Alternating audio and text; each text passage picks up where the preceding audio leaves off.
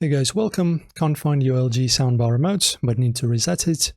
No worries, this quick tutorial will show you exactly how to reset. So make sure the LG soundbar is plugged in and powered on. Wait until the status lights or screen shows it's active. Most LG soundbars have physical buttons either on the top or side. Press and hold both the volume button and power buttons at the same time.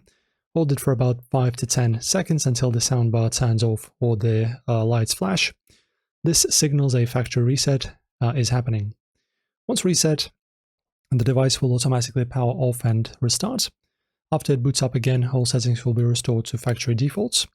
Not all LG soundbar models have buttons that support a reset, so if your model doesn't respond, try using the LG soundbar app or reach out to LG support. So that's how you reset your LG soundbar without a remote. If this helped you guys, drop a like and subscribe for more smart tech fixes, and I will see you next time.